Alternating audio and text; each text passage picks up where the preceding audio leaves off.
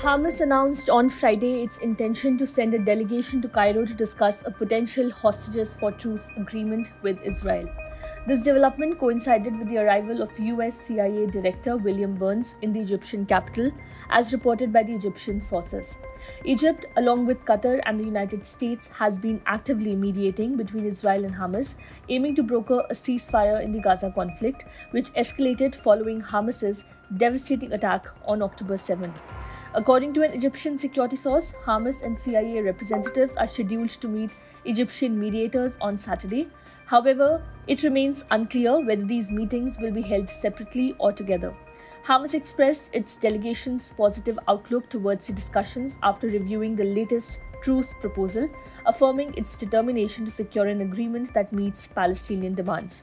While the US has acknowledged some progress in the negotiations, the CIA declined to comment, adhering to its policy of not disclosing the director's travel details.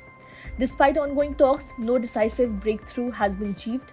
Israel maintains its commitment to neutralizing Hamas, while Hamas seeks a permanent ceasefire and a complete Israeli withdrawal from the Gaza Strip. The Biden administration has attributed the lack of an agreement to Hamas's obstruction.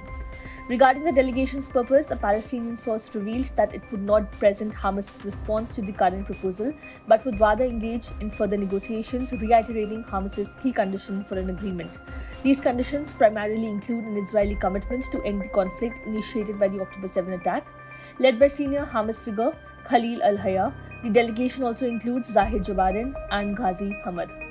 Negotiations center on the release of hostages, with Israel seeking the release of 33 individuals, while Hamas may only agree to release 20 in specified categories. A report by the Wall Street Journal mentioned Israel's ultimatum to Hamas, giving the group 1 week to agree to the hostage deal.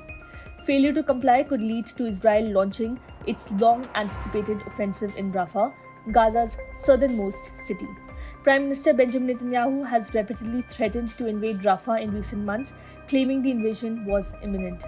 The October 7 cross-border attack by Hamas resulted in the deaths of 1,200 individuals in southern Israel, according to Israeli estimates. The Israeli army reported over 600 soldiers killed in combat since then. Additionally, Gaza's health ministry documented at least 34,000 Palestinian fatalities and over 77,000 injuries caused by Israeli actions in the Gaza Strip since October 7.